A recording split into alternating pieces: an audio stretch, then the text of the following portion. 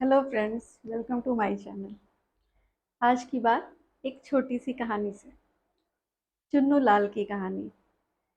चुन्नू लाल ने नई नई तैयारी शुरू की।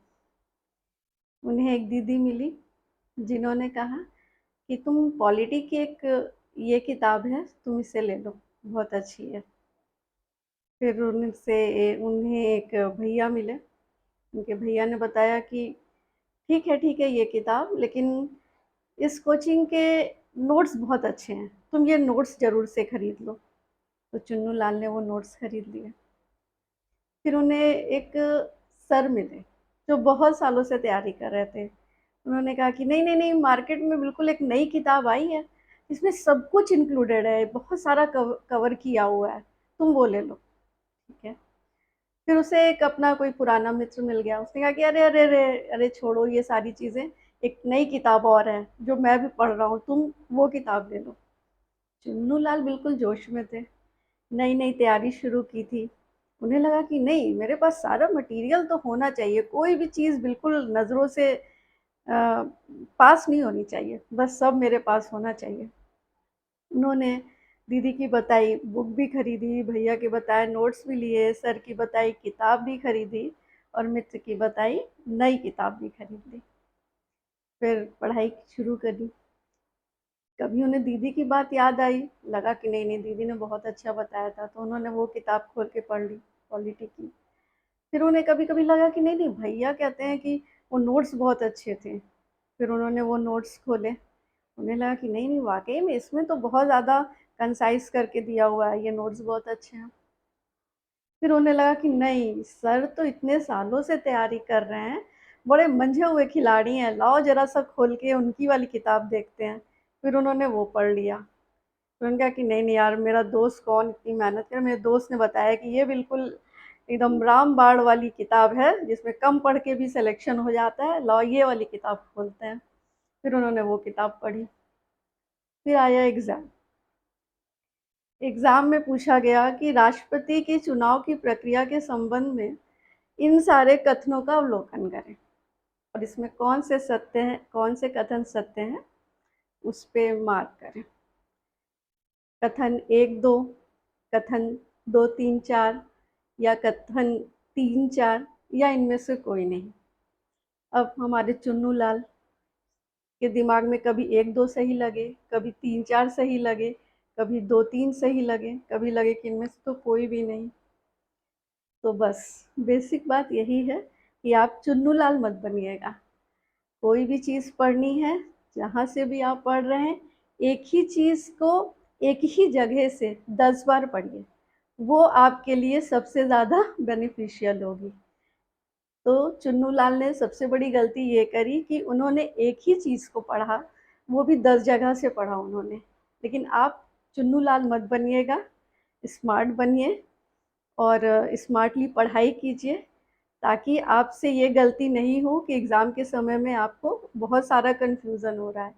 क्योंकि एक ही चीज़ को आप कई जगहों से पढ़ते हैं, तो आपके दिमाग में वो छाप नहीं बन पाता है, आपके मन में हमेशा एक कन्फ्यूज़न क्रिएट करता है वो चीज़। लेकिन अगर आप एक ही चीज़ को एक ही जगह से कई बार पढ़ लेते हैं, तो आपके दिमाग में एक छाप बैठ जाती है। इवन अगर आप 10 बार रिवाइज़ कर ले जाते हैं उसे, तो वो पेज की एक एकदम पिक्टोरियल ग्राफ आपके दिमाग में वो छप जाती है। आपको यहाँ तक याद आ जाता है कि अच्छा, उस फलाने पेज पे ये कथन यहाँ पे लिखा हुआ है। तो वो एग्ज़ाम में ज़्यादा आपके लिए कारगर साबित होता है।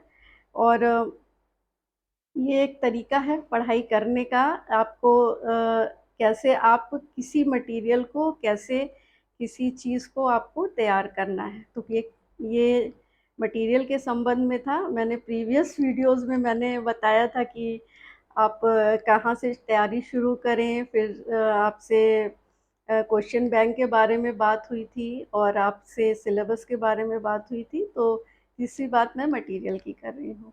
तो कैसे करना है ये मैंने बताया आपको।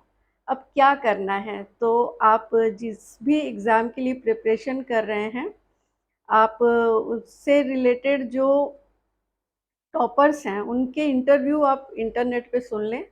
आजकल फ़ोन सबके पास रहता है, तो आप उस पे उन्हें सुनें उन्होंने क्या-क्या फ़ॉलो किया है, कौन से मटीरियल उन्होंने पढ़े हैं, उन्हें एक बार आप देख लें।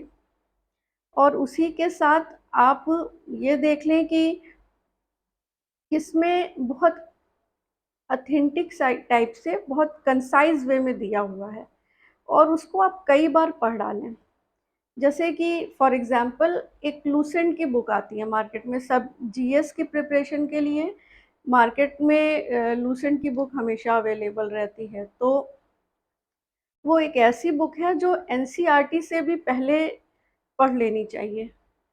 क्योंकि वो जो आपने मैंने अपने प्रीवियस वीडियो में भी आपसे शेयर किया था कि क्लास 6 से लेके 12 तक की जो पढ़ाई होती है बहुत इम्पोर्टेंट होती है। तो एक तरह से जो लूसेंट बुक है वो आपका रिवीजन वर्क है क्लास 6 से लेके 12 तक का, और यही बात एनसीईआरटी के लिए भी होती है।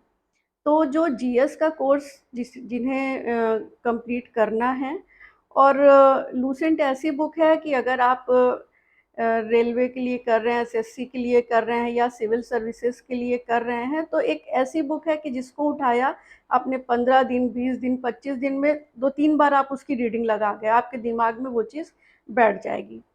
तो फॉर एग्ज़ाम्पल मैं ये आपको बता रही हूँ, तो इस लेकिन अगर आपने वहीं से आपने कई बार लूसेंट से ही आपने उसका रिवीज़न कर लिया है, तो वो चीज़ें आपको आपके दिमाग में बिल्कुल क्लियर हो जाती हैं और वो आपकी याद में बैठ जाती हैं।